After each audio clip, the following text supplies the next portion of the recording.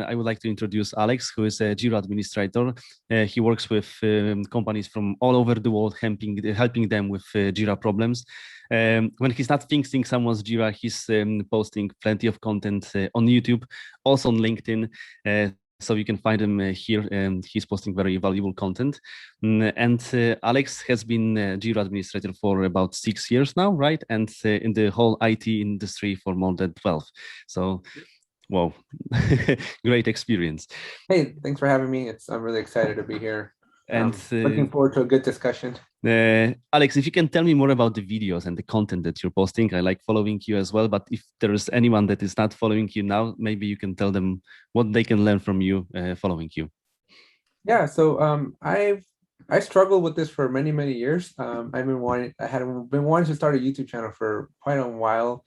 And the more research I did, the more I learned I needed to niche down and focus on something. So I figured, hey, I'm really good at Jira. Is what I do for my job. This is what I've been doing for my job for like the last 6 years. Mm-hmm. Why not talk about Jira? So my channel is all about Jira. So any questions, I'm trying to do a good blend of stuff because there's a lot of aspects to Jira. So I have videos that are for like administrators. So folks that are wanting to learn how to like manage the tool, right? How to be an IT administrator, if you will, from it. But then there's also a lot of users of Jira that aren't from an IT background, right? They're project managers, agilists, things of that nature. So I'm trying to appease and basically create content for how to use the tool as a user, not necessarily as an IT professional. So those are the two main ones. And then I got everything else in between. So I'm doing like community questions where I'm helping to answer questions that people that use the tool may have. I'll do like tips and tricks because I use the tool for 12 hours a day. I know a couple of shortcuts here and there that I think would be beneficial for people to know. And the last thing I'm doing is one of my favorite features for Jira is that you can add a lot of plugins that you can integrate with a lot of tools. And so on my Fridays, I got dedicated where I'm just going out to the marketplace and just talking about various tools and things of that nature. So all Jira for now.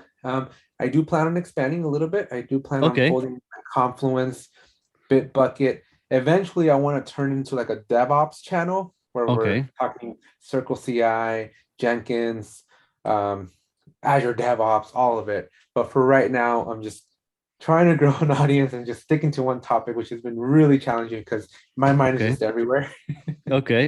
That's awesome. So, I guess that's what this channel is all about. You spotted quite a niche because like there's a lot of Jira users, but there's not a lot of Jira related content. There's just a few people posting something around Jira, and like we have like Atlassian blog, we have Atlassian user group meetings and stuff, but Jira is something different. This can enables you to reach more people, and especially in these crazy times, it's great to have something like this, right? Yeah, there's a lot of documentation and just people consume different mediums, right? And so I genuinely do love Jira.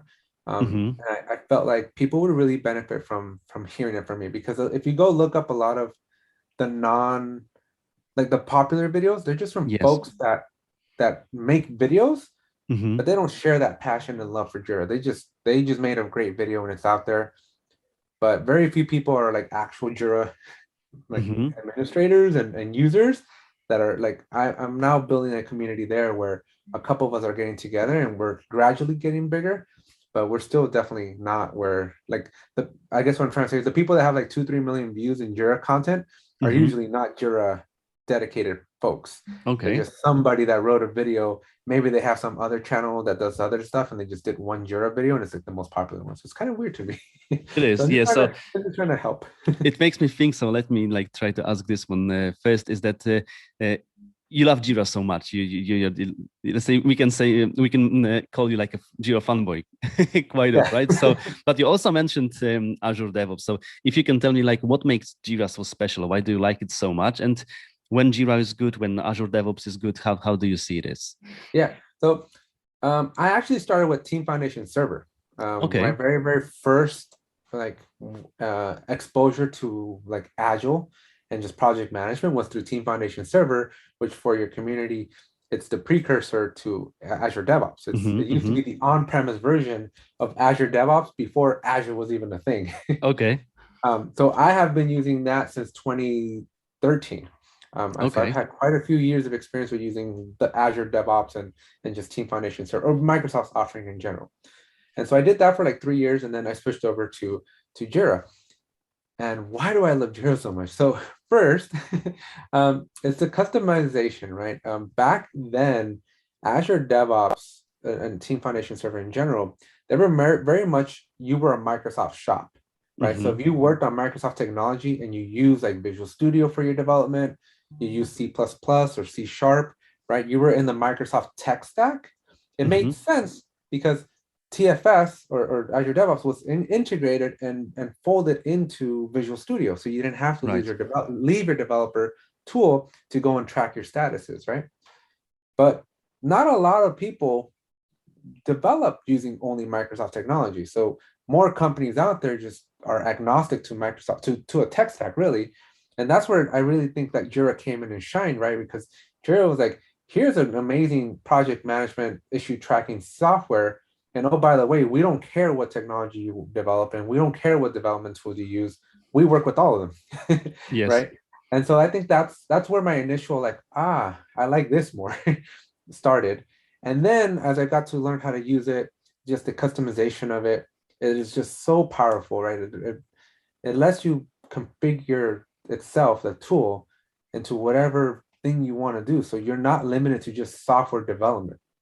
Where I feel like in Azure DevOps, I don't use it all that much, but I feel like it's definitely very heavy geared focused towards software development, software project management. Usually, versus in Jira, I've made Jira do like for a tax company, I've customized Jira completely, basically stripped it out of its technical stuff and made it a place for a tax company to track their clients. I've made it into a purchase order tracking system where you're actually putting in all these purchase orders and information from a purchase order. So things that go way beyond what its founding fathers even thought it would be possible. And that's really why I like Jira. Because again, it's so customizable to hit whatever business need you have. Versus I feel other tools in that space, they're a little bit more restricted. They're a little bit more tied down. So and then the price, right? The price is much very affordable. Although Azure DevOps, I will give a point to Azure DevOps because it's only like $6 a person. So usually it's cheaper, but in our case, Jira Azure DevOps integration and migration is one of the most popular ones, and we see the use cases that why people love Jira so much is also because of the whole suite that they can also have the Confluence, they can have Trello. So it's not just Jira, it's the whole things that Atlassian built around Jira, which makes the whole collaboration easier for everyone. It's not just about tasks, right? It's about the whole collaboration and actually the team itself, right? So and I think what's also standing out, right, is when you're looking at Azure DevOps, like, and you probably could do this. Actually, again, I just don't spend enough time. And I think we'll get into this in your future questions, right? But historical data for a company is very valuable, right? So if a team at one point started with Jira, and a company's, I usually see this in companies, they're trying to cut back on license costs, and they're just trying to like minimize the number of noise that they have from a tools perspective. They already have a couple of teams working in Jira. They learn that Jira can be customized for other teams, maybe non-technical teams, and all of a sudden Jira starts making a whole lot more sense. And so if you have teams that are not on Jira, then it's to their advantage to bring them all into a single source of truth. And using a tool that can scale based on the specific business needs versus being on a tool that's really just more geared towards one audience. So this is when Jira is actually coming handy, right? So also we sometimes see the case that the developer still prefers to use Azure DevOps, but the management wants something simpler. Azure DevOps is not that simple, right? So then they go with like Monday, then they go with Asana, and then they integrate Asana with Azure DevOps. So they try to combine the simplicity with the complexity, and sometimes that can just migrate to Jira and both worlds can be connected within one tool and the whole ecosystem. But as we learned, each case is very unique, and it's just hard to say that this tool is just the best for everyone. It doesn't really make sense, right? There's no silver bullet. Yeah, so what I wanted to ask you is that I know that you're also the cybersecurity expert, right? And when we are dealing with usually bigger customers, they are very concerned about having like an integration or migration tool that will be storing data somewhere in their own infrastructure. That's why we introduced the SaaS and on-premise version. And how is it different from your perspective, having the integration tool hosted as SaaS or on-premise? What are the advantages or disadvantages of both, right? Yeah. From the security So, point of view. yeah, so it's 2022, man. The hackers are out there.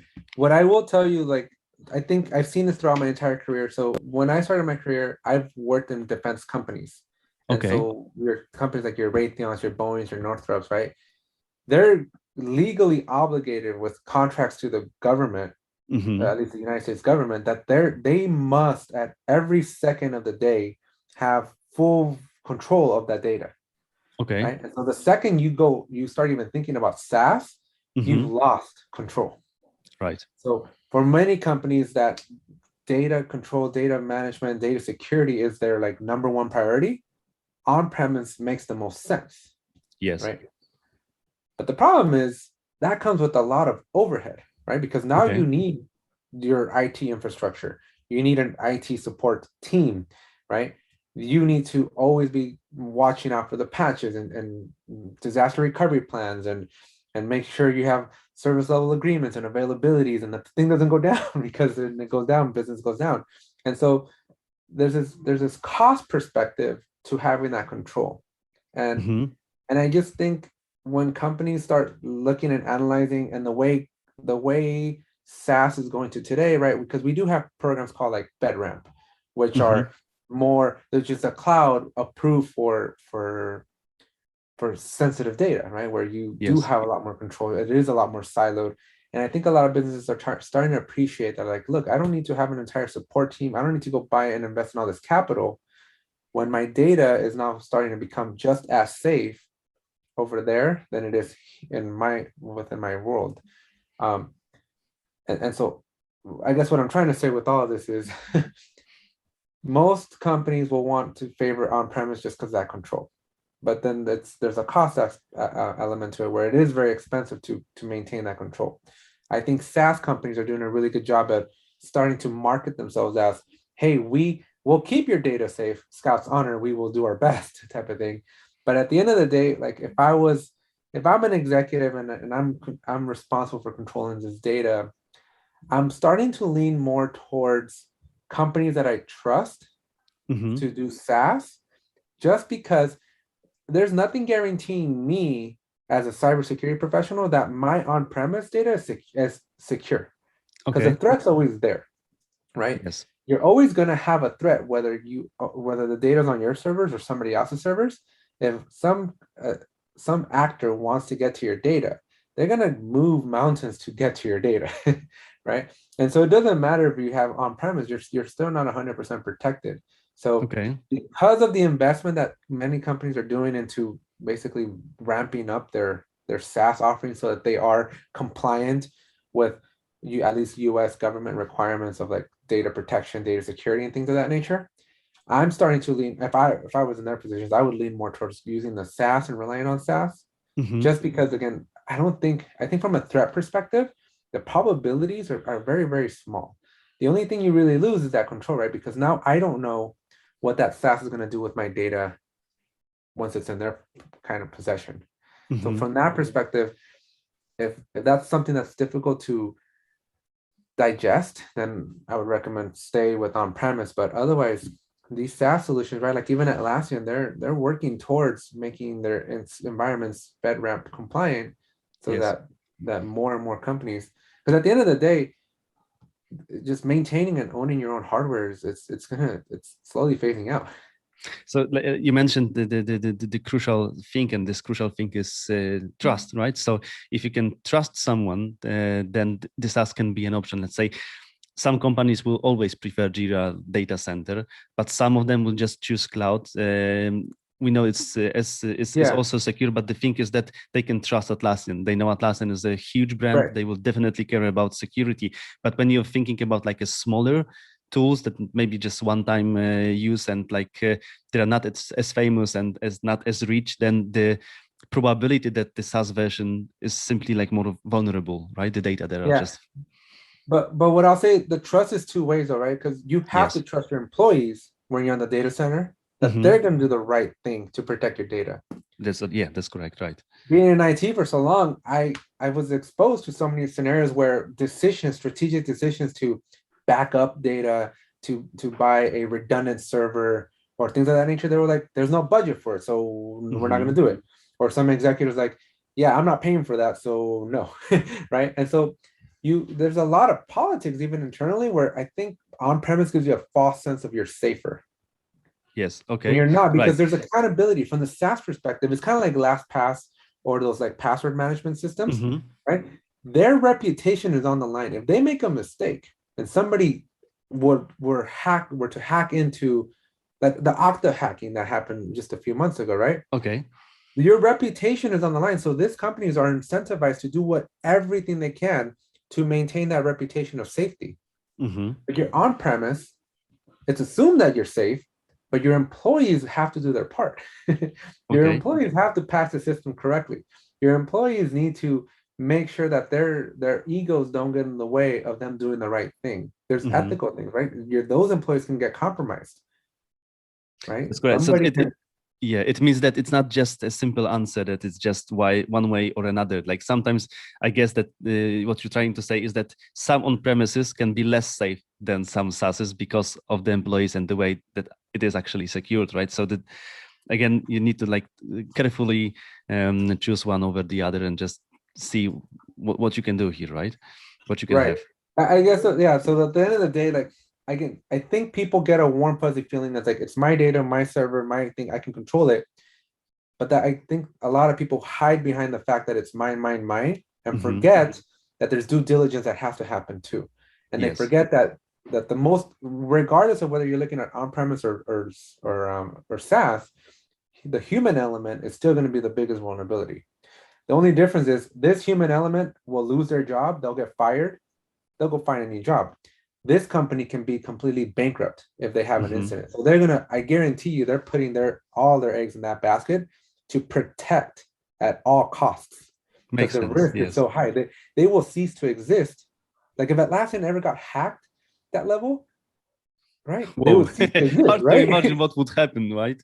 Yeah, so it would be catastrophic. So I guarantee you, their cybersecurity team is top-notch 24/7. Versus if I'm on premise, my employee goes on vacation, and Atlassian just discovered a vulnerability, it could be weeks before I even get patched. So again, I think too many people are hiding behind the fact that those on-premises are better, when my heart's still like, I'd rather go with a reputable company that has a lot on the line. And then I trust them more than I trust employees. Okay. Very nice perspective. Like it's not sometimes that people often recognize and think about when considering SaaS or on-premise, right? So this is the voice of experience. But I have scars. Going back to Jira, right, and touching on integrations of Jira, what scenarios do you usually see when like companies are considering integrating Jira with something, right? What are the use cases? So one of the big ones usually is that they have another tool with data, right? And so one big problem is, and I've kind of said this word already here in the interview, is a single source of truth. They'll have data in one tool and they have data in another tool, and some poor soul has the job of keeping them in sync. They'll have to like take it from one, take it from the other, figure out what changed, and then keep them both always alive, the same, right? That's not a job I want. So most companies are usually looking for integration from my perspective, because they just want an easy way to keep them both in sync so that they could have a single source of truth. They have two different tools for legacy reasons, compliance reasons, whatever the reasons may be, but now they don't have to worry about being disbalanced, right? They don't have to worry about data on one side is not what's on the other side, right? So those are usually the biggest scenario. Another scenario is consolidation, right? Where they're maybe trying to, and I think this goes more towards migration than integration. But most teams will, again, it's expensive to pay all these licenses, right? It's getting very, very expensive. So a lot of teams are trying to consolidate. They're trying to just get rid of some of that noise, some of that technical just payments that they're making, right? And it makes sense to kind of take data from systems that are not maybe as used, but they want to retain historical data.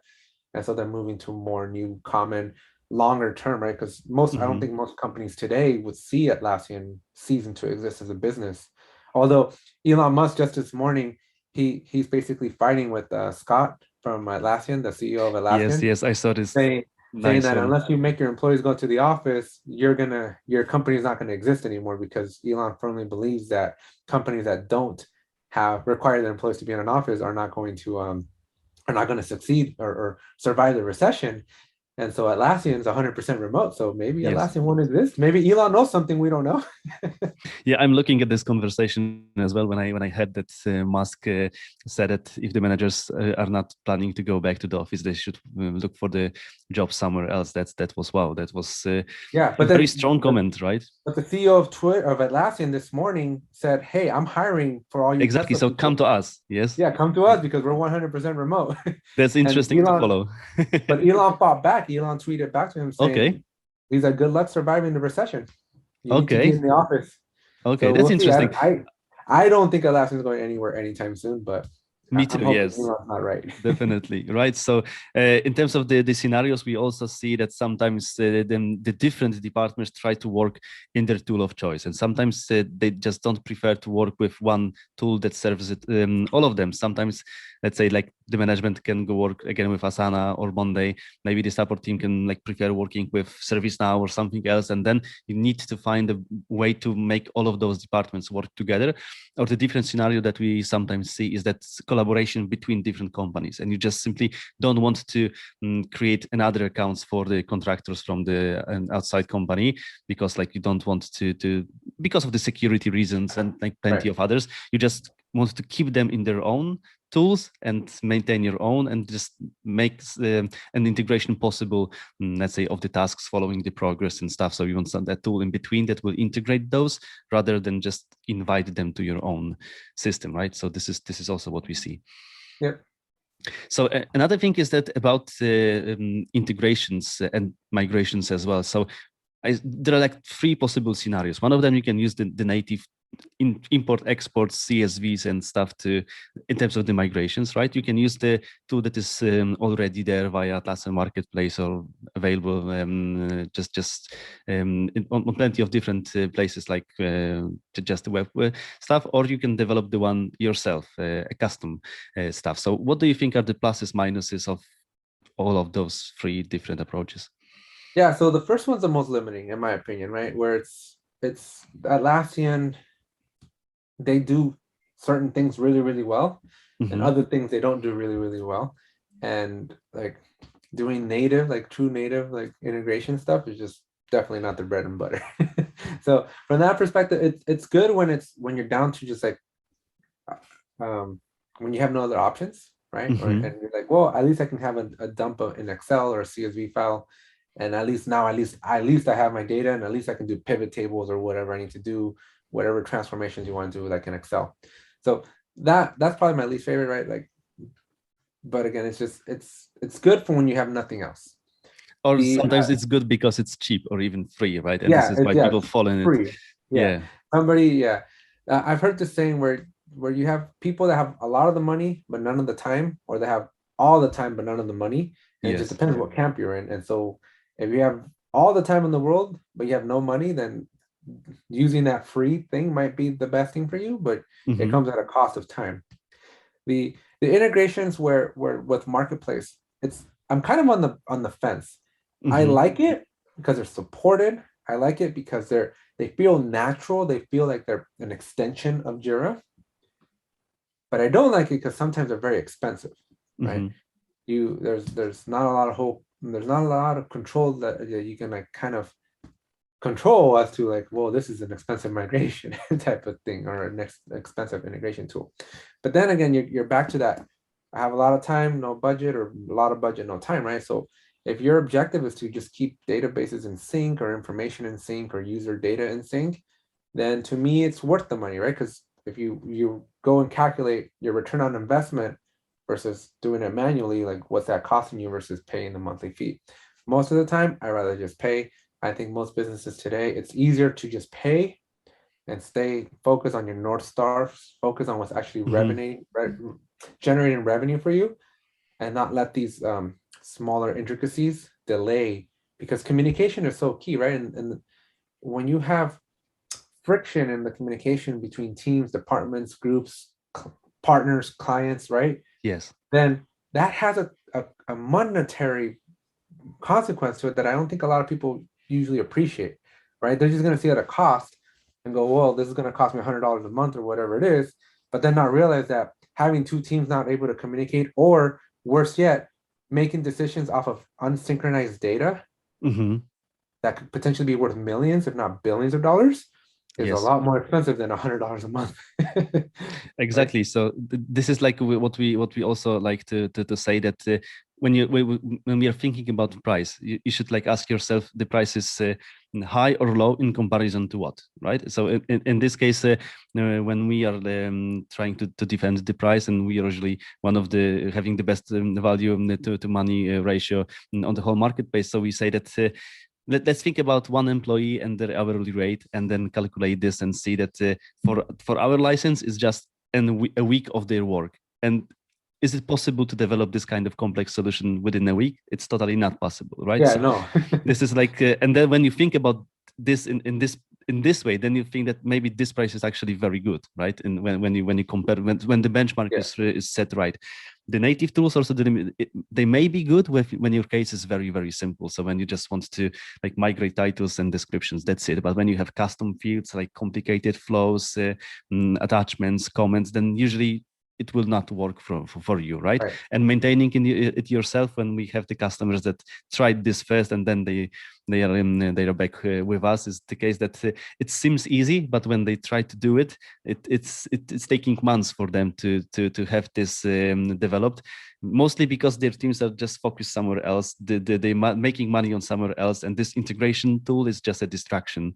So it simply doesn't make sense, and then they need to maintain this, and it's not that easy. Some people think it is, but definitely I've worked in a team where we had two databases, one from each partner, if you will, and we paid very, very dearly for having that data not be instantaneous synced.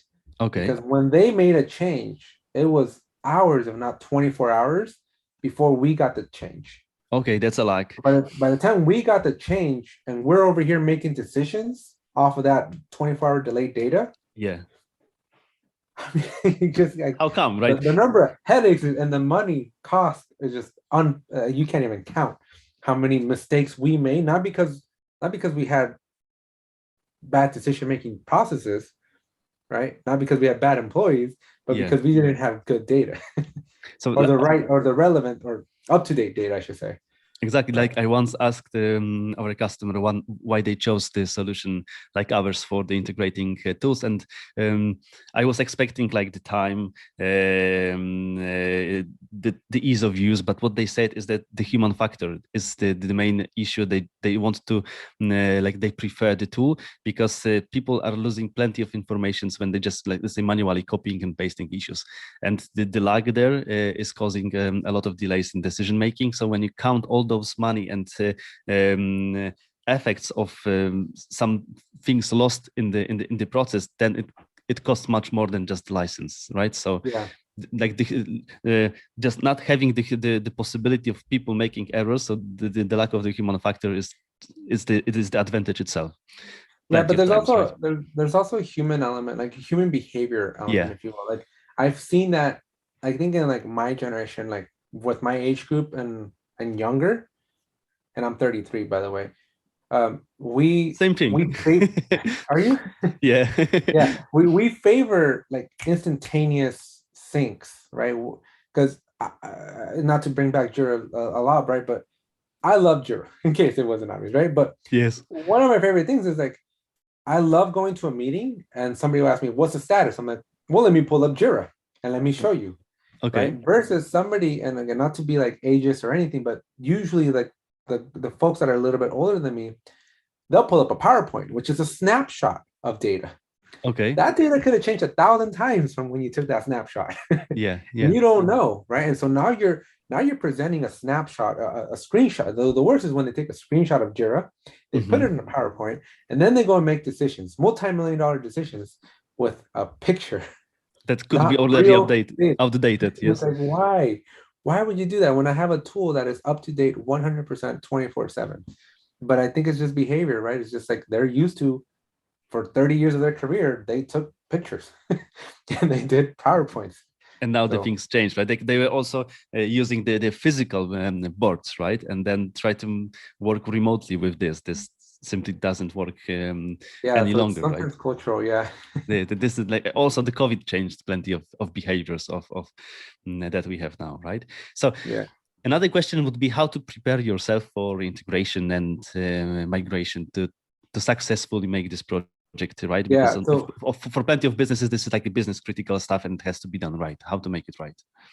Yeah, so this is a really great question because I don't think I should say there's a single migration or integration that I've ever been in where it's just like black and white, right? There's always so much coordination that has to happen outside of the technical, because I think most integrations and migrations for that matter, the complexity is not in like the technique, in the technical part, if you will. It's in the preparation and the communication that has to happen before and after. Okay. Right. And so I'll give an example right now. Like even within the wonderful world of Jira, I have an enterprise account, which for your viewers, the difference between enterprise and premium Jira is if I have access to 2 different Jiras with my account, I pay 2 times, $15 each time. If I have an enterprise account, I pay once and I can access 2, 3, 4, 5, 6 different Jiras. Okay, but I only pay for that one employee one time, right? And so I'm in the situation where we're in 2 different Jiras and it's a pain to go to 2 different Jiras for whatever reason. And so we want it all in one. Well, Atlassian doesn't have it's currently it's in what they call the early access beta or program, EAP, where you can take a project from Jira from one environment and move it to the other, right? But it's still very buggy and it's still not 100%. Okay. But for me to take a project from one Jira project to the other, it has taken me 2 months of coordination. Not because it's hard to move data over, not because it's hard for me to take a dump of Jira and import it to the other one, or even to use that migration tool, but it's hard because I have to move 15 projects at the same time. All 15 have 15 different cadences. That means their sprints are different dates. Yes. So I just can't turn off access and turn it on over the weekend because not every project is going to be finished or in a period of downtime during that time. So the coordination that I have to do, the communication of like, hey, everybody, we're getting ready to migrate. Do you still need to be migrated? Do you even use your Jira project? Like, is there merit to even investing the calories to do this migration, right? Those conversations need to happen. Then you need to have a plan, right? Like, when am I going to do it? What's moving? How are we doing it? What tools are we using? What should you expect when you wake up in the morning the next day? Like, what happens if you go to the old tool? What happens when you go to the new tool? Are new accounts going to have to be created? Is new access going to have to be created? Right? Plenty of stuff, right? There's an endless list of unique, and that's the problem, right? Like it's unique questions because no 2 migrations are. I mean, you can share a template, but you're always going to have some uniqueness to each migration, where you kind of have to boil the ocean a little bit. And so you have to do your due diligence to basically make sure your ducks in a row, you cross your T's, you dot your I's, but most importantly, you communicate. Because I can't stress, I can make a plan, I can draw it in crayons and give it to people, and they will still be confused as to what's happening.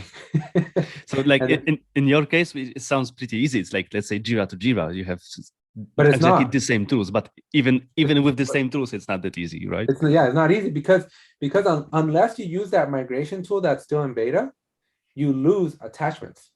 So in our case, you're not losing attachments, you're not losing comments and stuff, but this is the things that you should take into consideration, right? That do you want to take into consideration losing data? Because there's a risk whenever you're doing a migration that there's an incompatibility of something that was in the source that Yes. might not exist in the destination.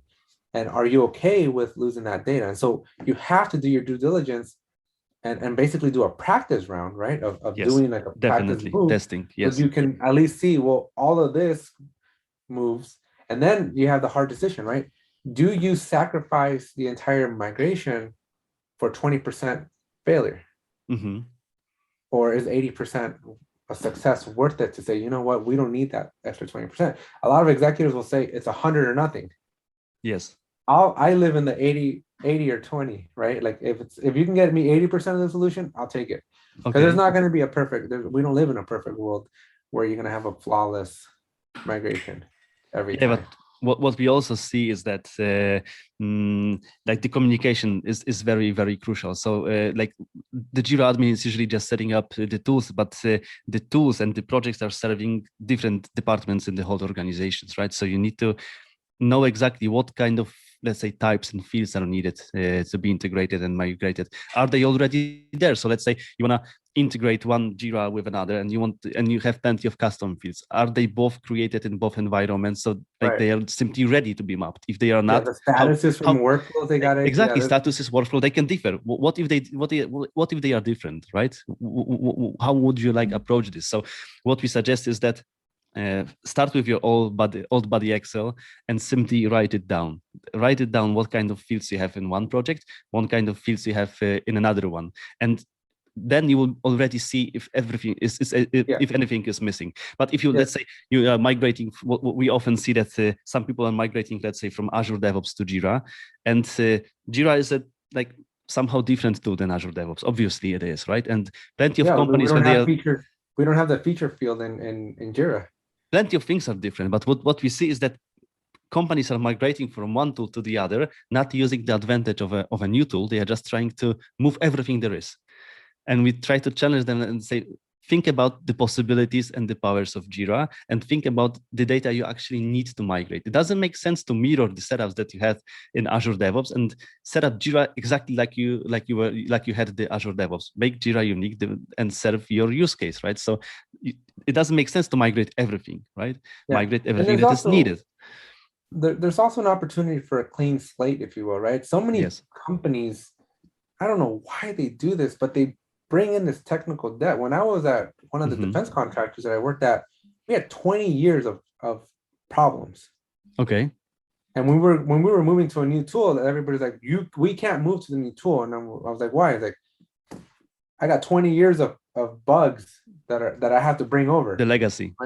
But I'm like, why do you care for a problem that was discovered in 1998? Yes. So sometimes they need it for the legal purposes, auditing purposes. I get it, but leave the tool, leave that in the old tool. You don't have to. You don't have to kill your source tools. Yes. You can just make them read only. But a migration, I don't think enough companies consider that a migration could serve as a clean slate, as a new chapter in their lives. New beginning. Yes. Yeah, new beginning. Where I think if more companies thought a little bit more like that, still be able to reference historicals. But there's always some value in just like turning a new leaf, starting fresh with a whole new perspective in life. This is how it should be when you are actually starting with something that is also different than just the thing that you had previously. So yeah, it doesn't make sense to have the new tool with the old settings, right? And then what's the point of the migration itself if you're just gonna use it like you did in the old one, right? Yeah, the same behavior, same. Yes. It's like high school. It's different faces, but the same game. Yes. So in terms of like the migration, how much time do you think it should take for the whole process and then the execution? Yeah. So usually, like I was saying, right, I'm already 2 months into a migration. I anticipate the actual migration that I'm going to be doing to be just like a weekend activity. But I'm 2 months in, so I typically would predict about 3 months of just headwind because then you have the fallout after the migration, right? You got to accommodate an extra week or two after you do the tool because sometimes there's training involved, right? If it's a new tool, new interface, people are not going to know where to click. Yes, again, the human factor. Jira for me, it's trivial, right? It's the same interface, didn't change. But if I'm going e02 to Jira, it's like I'm in a whole new store. I have no idea where anything's at. Yes. And so you gotta account for that, right? You gotta do the training. Do you do the training before the migration? Do you do the training after? The then there's business downtime, right? There's a learning curve, and there's going to be, is it worth having your teams like stumble through learning how to use a tool, and it's going to delay their essentially effectivity, right? Because Yes, for some they time. gotta be as productive because they're having to learn. So do you invest in learning? How much do you invest in training? How much do you invest in them like practicing in this new tool? And so there's a lot of variables, but I typically would say a good 3 months. It's a very big undertaking. It's a significant investment that you have to do. But then you also again have to consider that single source of truth, right? To me, without putting dollar figures, right? But every company should have at least an understanding of like what their per minute cost is. Yes. Right. Because if you know how much your budget is, you know how many employees you have, you know how many hours they work, you can do some arithmetic to go, every minute that my team is working is costing me $100, $200, $300, or even more. so, Yes. yeah, or more, right? And so there's such a thing where it's like, okay, so I'm going to invest 3 months. Now you can put a monetary value. It's like, what is it going to cost me to migrate for 3 months versus what's it cost me? What's it going to cost me if I don't do the migration?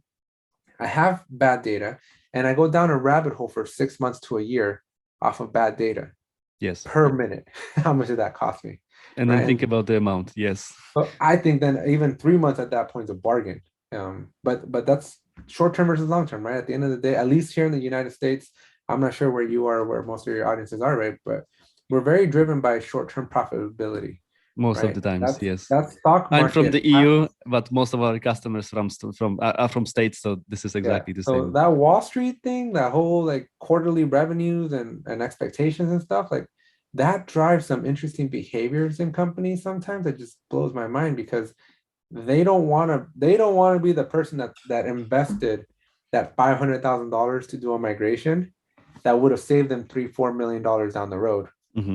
Because they don't get to realize those $3-4 million that day, but they do have to pay for that migration today. And so those kind of politics I think it just causes all kinds of turmoil.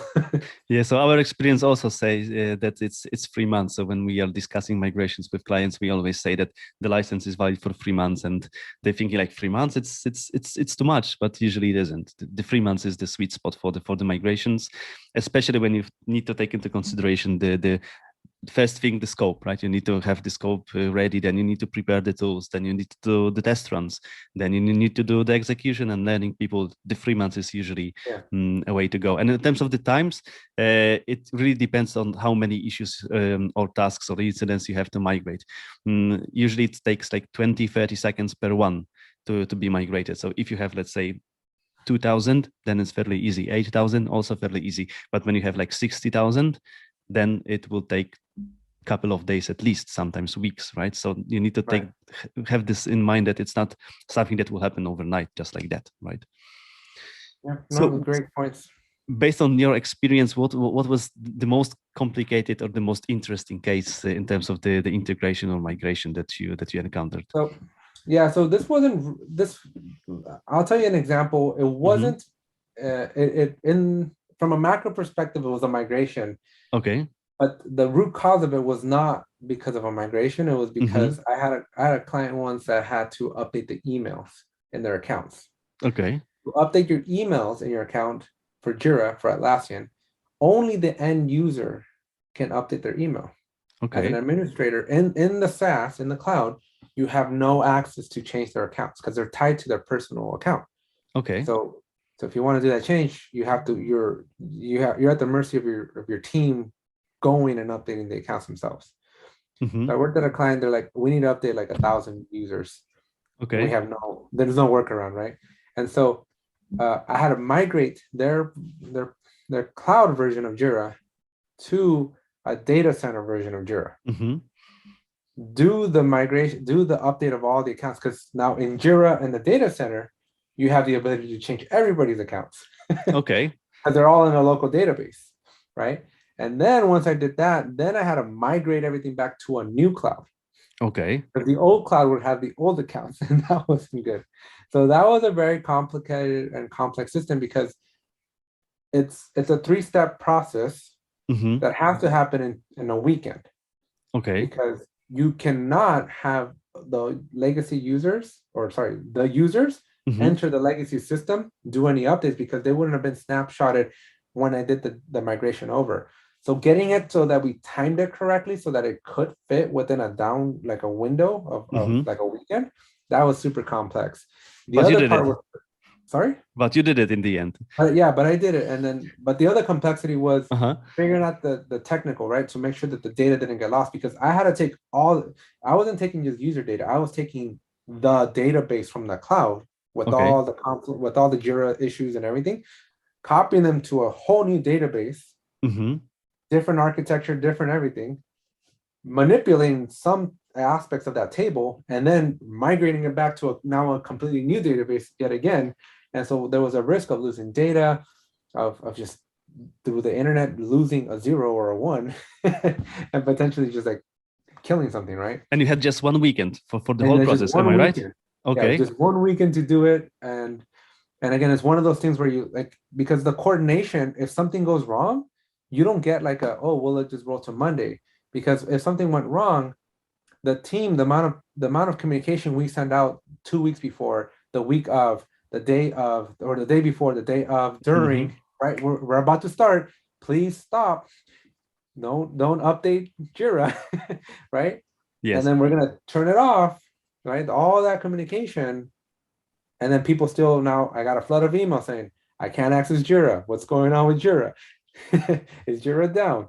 Right. And so we're just like just the level of communication sometimes, like I've said, I feel like I almost have to draw them in crayon sometimes, because people just don't understand communication all the time. But that was probably one of my most complex ones, because I had a very, very tight, narrow window. And to add like insult to injury, the transition itself was something that, like, even Atlassian had never done before. So they were kind of figuring out with us. And we had executive bonuses tied to getting it done by a certain date. Okay. So not finishing it by a date, and I basically had 3 weeks to do the whole thing, was very, very stressful. Yeah, it wasn't 3 months, right? It was just 3 weeks. No, it definitely wasn't 3 months. It was more like a 3 to 4 week thing. And it was just like, there's a lot of complexities, right? And some of them just more man-made, because had I had more time, we could have found a holiday weekend, right? Give myself an extra day of downtime. Had just the human aspects of it, had the like bonuses not being tied to the migration and things like that. I could have picked a more optimal time. We could have communicated it better. We could have practiced it a couple more times to just make sure that the data was absolutely not getting lost and stuff like that. But that's probably one of my harder ones, where it was so much collaborate effort and stuff. Okay, yeah. So yeah, more about this is that what can go wrong when it comes to integration and migration? You already mentioned plenty of complexities, but what can go wrong? I think you're approaching it in the wrong way. Anticipate that it will go wrong. Okay. And make sure you do your offering. So what are the most things that like the points, the things that like the Jira admins that will do, or any admin that will do integration or migration, let's say for the first time, what are the things that they should focus, that maybe they are not obvious, but they are there and they should think about it? There's just so many different integrations, right? It's kind of hard to pinpoint to one, but I would say set up a sandbox. Because if you're on premium version of Jira or enterprise, you get a sandbox. Make a copy of your production environment, go there, and then practice. Okay. You never know what's going to happen. You never know if data is going to get lost or data is going to get compromised. Because at the end of the day, that data integrity is the most important thing, right? I think that's my highest pedestal, which kind of also goes back to our conversation at the beginning of on-premise versus SaaS, right? Yes. It's all about your integrity of your data. How much control do you have over your data?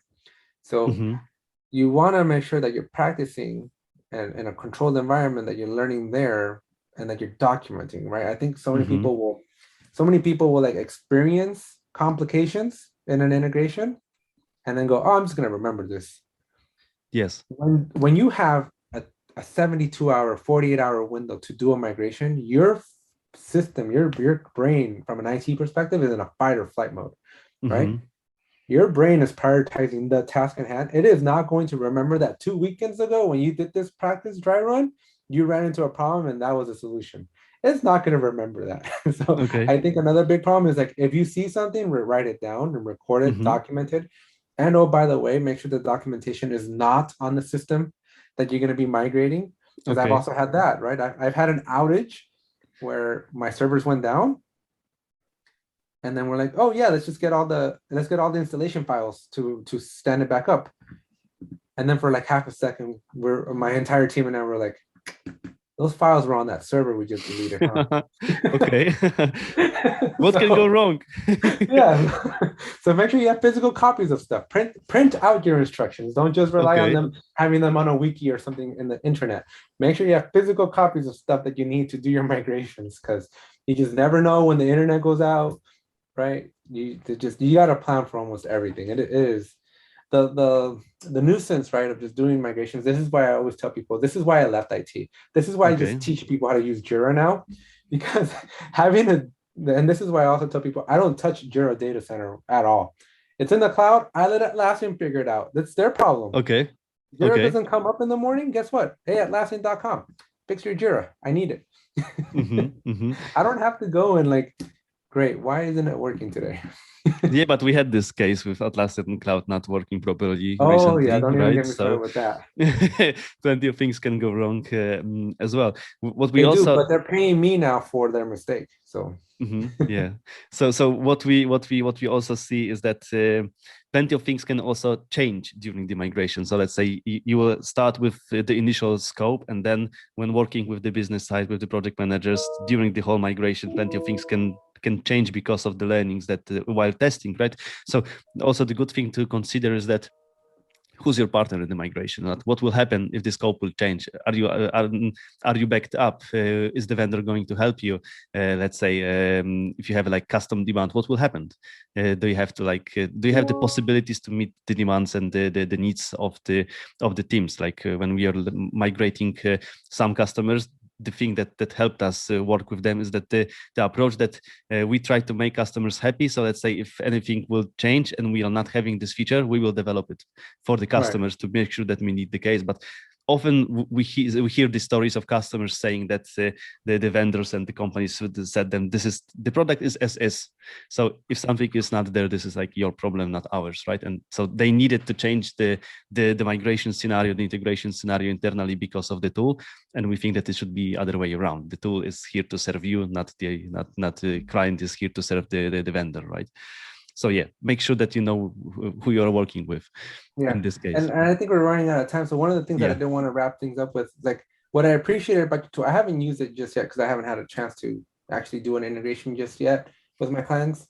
But one of the things that I liked was like the plug and playiness of it. I'm making Mm-hmm. up words, right? But I like that it's just like it takes a lot of the complexity out and it makes it more intuitive. Yes. Right? Where it's like I'm taking like I know my state over here and I know my state over here, and this tool's kind of helping me put all the interwebs in between. This I is think that's what it really is. important too, because when you're planning those migrations, right, it's part of when you're doing things manual. It's like, well, you are responsible for knowing all the architecture part. Mm-hmm. Thank you, So Alex. Thank you. It was great to having you. Thank you for sharing all your experience and stories. Really appreciate it. yeah, thank you for having me. Thank you. Have a good one. You too. Hey, hey. Bye bye.